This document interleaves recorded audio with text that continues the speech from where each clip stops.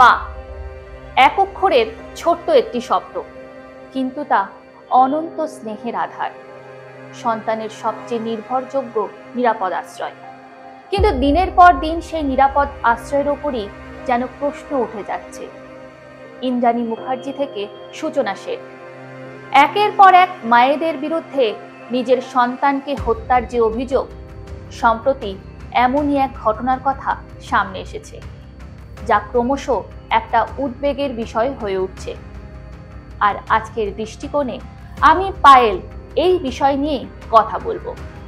সংবাদ মাধ্যমে ইতিমধ্যেই ছড়িয়ে পড়া একটা খবরের জেরে তোলপাড় অবস্থা। কলকাতার মেয়ে সূচনা শেঠের বিরুদ্ধে নিজের 4 বছরের ছেলেকে খুন করার অভিযোগ উঠেছে। সূত্রের খবর, গোয়ায় হোটেলের রুমে 4 বছরের ছেলেকে খুন করেন সূচনা। এক প্রযুক্তি সংস্থার সিইও সূচনা শেঠ কেন এমন কাণ্ড ঘটালেন? 4 বছরের সন্তানকে কেন খুন করতে উদ্যত হলেন তিনি? এই প্রশ্নের উত্তর খুঁজছে পুলিশ। পুলিশের প্রাথমিক অনুমান, স্বামীর সঙ্গে বিচ্ছেদের প্রক্রিয়া চলছে ওই মহিলার। সন্তানের সঙ্গে বাবা কবে দেখা করবে তা নিয়ে আদালত ইতিমধ্যেই নির্দেশ দিয়েছে। আর তারপরই এমন ঘটনা। ছেলের সঙ্গে বাবার দেখা সাক্ষাতের বিষয় নিয়ে কি রাগ? উত্তর গোয়ার পুলিশ সূত্রে খবর, সন্তানের সঙ্গে তার বাবার সাক্ষাতের বিষয়টিতে নাকি আপত্তি ছিল সূচনার। সেই রাগেই সম্ভবত খুন করা হয়েছে ওই একরত্তিকে। জানা গিয়েছে, ভেঙ্কটরামনের সঙ্গে সূচনার বিয়ে হয়েছিল 2010 সালে। সম্প্রতি তাদের সম্পর্কে চির ধরে। গত 5 সপ্তাহ ধরে ছেলেকে বাবার সঙ্গে দেখাও করতে দেওয়া হয়নি। ময়নাতদন্তের প্রাথমিক রিপোর্ট বলছে, শ্বাসরুদ্ধ করে খুন করা হয়েছে 4 বছরের ওই শিশুকে। কিন্তু একটি স্টার্টআপের সিইও, হার্ভার্ডের গবেষক সূচনা কেন এমন ভয়ঙ্কর একটি পদক্ষেপ নিলেন? সেই প্রশ্ন নিয়ে কাটা ছেঁড়ার আগে চলুন একবার জেনে নেওয়া যাক এই সূচনা শেঠ আসলে কে। জানা গিয়েছে, সূচনা শেঠ কলকাতারই মেয়ে। কলকাতাতেই তার পড়াশোনা ও বেড়ে ওঠা। ছোট থেকেই অত্যন্ত মেধাবী সূচনা। ভবানীপুর এডুকেশন সোসাইটি থেকে ফিজিক্সে অনার্স সহ স্নাতক হন। তারপর কলকাতা বিশ্ববিদ্যালয় থেকে পদার্থবিদ্যায় স্নাতকোত্তর ডিগ্রি অর্জন করেন।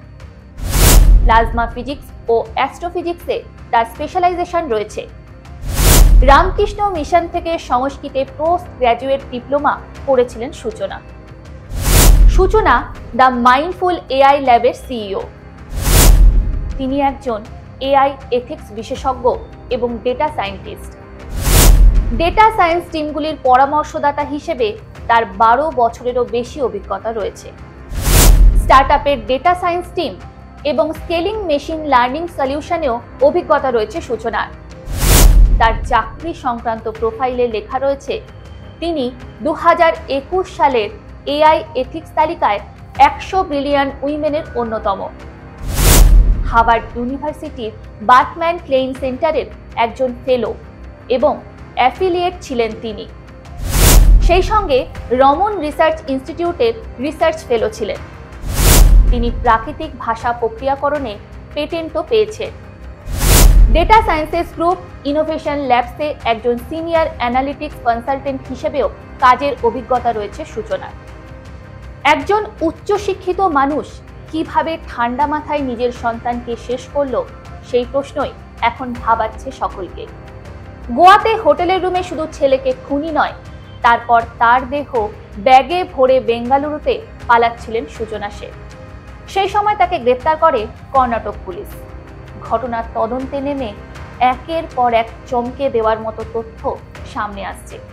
পুলিশ সূত্রে জানা গিয়েছে, সেই হোটেল থেকে উদ্ধার করা হয়েছে 2টি খালি কাশির সিরাপের বোতল। সূচনা তার লাগেজে 1 বোতল কাশির সিরাপ নিয়েই হোটেলে প্রবেশ করেন। পরে আবার হোটেল কর্মীদের দিয়ে আরও 1 বোতল কাশির সিরাপ আনান তিনি। তাদের জানান তার গলায় ব্যথা রয়েছে।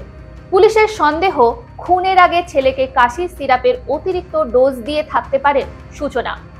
এদিকে ময়নাতদন্তের রিপোর্টে জানা গিয়েছে যে কাপড় বা বালিশ দিয়ে শ্বাসরোধ করে শিশুটিকে খুন করা হয়েছে।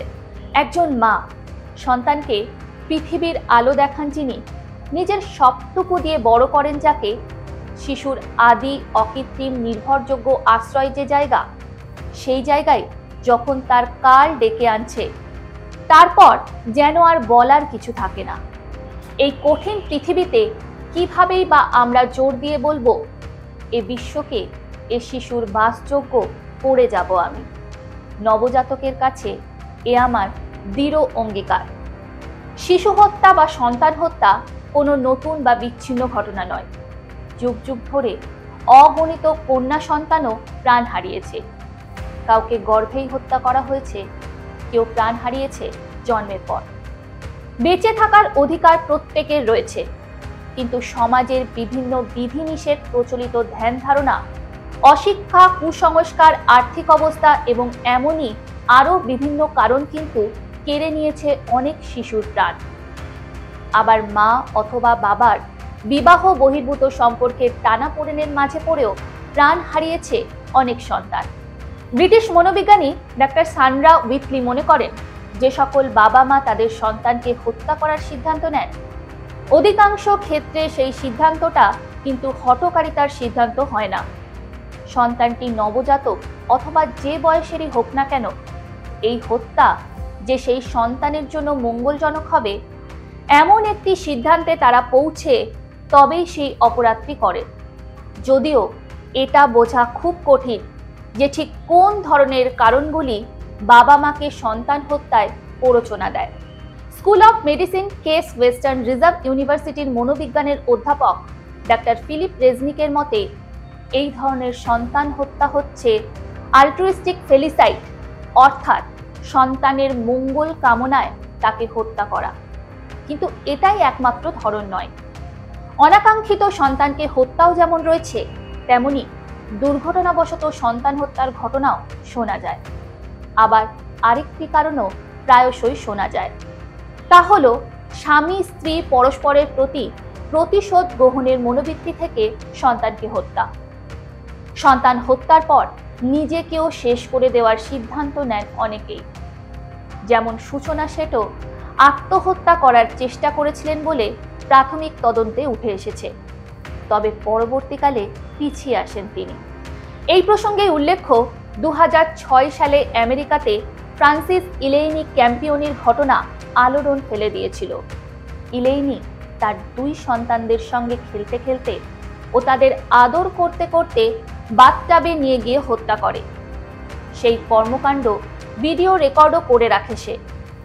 সেই সঙ্গে তার প্রাক্তন স্বামীর উদ্দেশ্যে বার্তা দেয় এবং এই ঘটনার প্রেক্ষিতে প্রশ্ন করে, এখন কেমন লাগছে তোমার? ইলেইনি তার সন্তানদের হত্যার পর আত্মহত্যার চেষ্টা করলেও সফল হয়নি। সন্তান হত্যার পেছনে মানসিক রোগকে একটি বড় কারণ হিসাবে মনে করা হয়। স্কিজোফ্রেনিয়ার মতো জটিল মানসিক রোগের বশবর্তী হয়েও অনেক সময় দুধের শিশুকে মেরে ফেলতে মা অথবা বাবার হাত কাঁপে না। আবার সন্তান জন্ম দেওয়ার পরপরই অনেক মা বিষণ্ণতায় আক্রান্ত হন, যাকে পোস্টপার্টাম ডিপ্রেশন অথবা প্রসব পরবর্তী বিষণ্ণতা বলা হয়। পরিবারের অন্যান্য সদস্যরা অনেক ক্ষেত্রেই এই বিষণ্ণতাকে চিহ্নিত করতে পারেন না, ফলে ঘটে যায় মর্মান্তিক ঘটনা। আবার এমনটাও শোনা যায়, এক্সিমোদের যমজ সন্তান হলে তারা একজনকে গ্রহণ করে আর আরেকজনকে মৃত্যু মুখে ঠেলে দেওয়ার জন্য বরফের ওপর রেখে আসে। এর কারণটা হচ্ছে ওই মায়ের বুকে 2 জন শিশুকে খাওয়ানোর মতো দুধ হয় না। তাই ডাক্তার ফিলিপ রেজনিকের মতে আর্থিক অভাবের কারণে সন্তান হত্যার মতো ঘটনা নতুন নয়। এখানে একটা সামাজিক সমস্যা মানসিক সমস্যায় পরিণত হয়। The Warren Albert medical school of brown ইউনিভার্সিটির গবেষকদের একটি দল আমেরিকায় 32 বছর ধরে রেকর্ড করা 94,000 সন্তান হত্যার ঘটনার ভিত্তিতে এই সিদ্ধান্তে উপনীত হন যে শিশুরা তাদের বাবা মায়ের কাছেও ঝুঁকির মধ্যে থাকতে পারে। আবার অন্যান্য বহু ছোট বড় কারণও সন্তান হত্যায় মানুষকে বাধ্য করে। আমেরিকাতে প্রতি 4 জনের মধ্যে 1 জন মা নিজের সন্তানকে মেরে ফেলতে চায় বলে জানাচ্ছেন মনোবিজ্ঞানীদের একাংশ। শুধু ভারত আমেরিকায় নয়, পৃথিবীর বিভিন্ন প্রান্তে অভিভাবকদের হাতে প্রাণ যাচ্ছে অগণিত শিশুদের। নিজেরই গর্ভজাত সন্তানকে হত্যার দায়ে রাশিয়াতে প্রতি বছর বিচারের মুখোমুখি হচ্ছেন বহু মহিলায়। এই তালিকায় যেমন রয়েছে গৃহিণীরা, তেমনই রয়েছে চাকুরিরতা মহিলারাও। 2014 সালের এক গবেষণা থেকে জানা যাচ্ছে, আমেরিকায় গত 32 বছরে যত খুন হয়েছে তার মোট 15%ই মূলত মায়ের হাতে শিশু সন্তানের মৃত্যুর ঘটনা। মার্কিন যুক্তরাষ্ট্রের বিচার বিভাগ প্রদত্ত তথ্য থেকে জানা যায়, 1976 থেকে 1997 সালের মধ্যে 21 বছরে মোট 11,000 শিশু অভিভাবকদের হাতে খুন হয়েছে। গড়ে এই সংখ্যা বছরে 340টিরও বেশি। কথায় বলে, কুপুত্র যদ্যপি হয়, কুমাতা কখনো নয়। কিন্তু এই প্রবাদটাই যেন বারবার মিথ্যে প্রমাণিত হয় সূচনা শেঠ অথবা শিনা বোরা হত্যার মতো ঘটনার কারণে। একজন নারীর কাছে তার সন্তানের আগে কিছুই নয়। সে তার শেষ নিঃশ্বাস পর্যন্ত তার সন্তানের মঙ্গল কামনা করে, যতই সে সন্তান তার প্রতি অবিচার করুক না কেন। তাই তো শিশুর অভিভাবকত্বের প্রশ্নে মায়েদের অধিকার বেশি গুরুত্ব পায়। কিন্তু সবকিছুরই একটা সীমা থাকে, আর সেই সীমা অতিক্রম করলে হিতে বিপরীতই হয়। তেমনি এই অধিকারবোধ যদি মায়েদের মনকে কবজা করে ফেলে, তাহলে তা যে দুঃখই ডেকে আনবে বলাই বাহুল্য। তেমনই কি কিছু ঘটেছিল সূচনা শেঠের ক্ষেত্রে? মানব ইতিহাস জুড়ে শিশু হত্যা একটি ব্যাপক প্রথা ছিল, যা মূলত অবাঞ্ছিত শিশুদের নিষ্পত্তি করার জন্য ব্যবহৃত হতো। এর প্রধান উদ্দেশ্য হল দুর্বল বা অক্ষম সন্তানদের জন্য সম্পদ ব্যয়কে বন্ধ করা। প্রস্তর যুগের মানব সমাজ নিয়মিতভাবে শিশু হত্যার অনুশীলন করত। প্রাচীন গ্রিস, প্রাচীন রোম, প্রাচীন চীন, প্রাচীন জাপান, প্রাক ইসলামিক আরব, অস্ট্রেলিয়া, নেটিভ আমেরিকান এবং নেটিভ আলাস্কান সহ বহু জায়গায় শিশু হত্যার ভুরি ভুরি উদাহরণ রয়েছে। সময়ের সঙ্গে সঙ্গে শিক্ষার আলো সেই উদাহরণের সংখ্যাকে হ্রাস করলেও একেবারে নির্মূল করতে পারেনি। কারণ শিক্ষা যদি অপরাধকে আটকাতে পারত, তাহলে সূচনা শেঠের মতো ঘটনা ঘটত না। শুধু খুনই নয়, ভারতে শিশু নির্যাতনের যে পরিসংখ্যান সামনে আসে তাও চমকে দেওয়ার মতো। 2023 ডিসেম্বরে এক সংবাদ মাধ্যমে প্রকাশিত খবর এনসিআরবির রিপোর্ট তুলে ধরে বলে, শিশুদের ওপর নির্যাতনের ঘটনায় 5ম স্থানেই রয়েছে পশ্চিমবঙ্গ। বলা হয়েছে 2022 সালে 8,950টি শিশুর ওপর নির্যাতনের ঘটনা ঘটেছে, আর সেই তালিকার শীর্ষে রয়েছে মহারাষ্ট্র। 2022 সালে ওই রাজ্যে শিশুদের ওপর নির্যাতন সংক্রান্ত 20,762টি ঘটনা নথিভুক্ত করা হয়।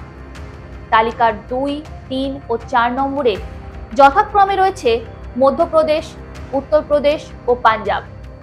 এছাড়া দিল্লিতে শিশু নির্যাতনের 7,400টি ঘটনা সামনে এসেছে। যে একরত্তি শিশুরা দেশের উজ্জ্বল ভবিষ্যৎ গড়ে তোলার অংশীদার হয়ে উঠতে পারত, একদিন হয়ে উঠতে পারত দেশের গর্বের কারণ, আজ তাদের ভবিষ্যৎই কার্যত আঁধারে। আর তা সূচনা শেঠ কাণ্ড যেন ফের একবার প্রমাণ করে দিল।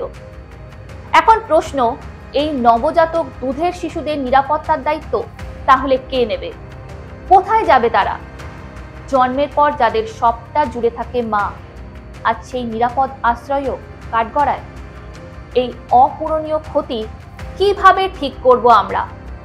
ভেবে দেখার সময় এসেছে, না হলে হয়তো বড্ড দেরি হয়ে যাবে। দৃষ্টিকোণের এই পর্ব এখানেই শেষ করছি। আজকের এই বিষয় সম্পর্কে আপনাদের চিন্তা ভাবনা ঠিক কি জানান কমেন্ট বক্সে। আপনারা ভালো থাকুন, অন্যদের ভালো রাখুন। আগামী সপ্তাহে নতুন কোনো বিষয় নিয়ে ফের হাজির হব দৃষ্টিকোণে। জয় হিন্দ।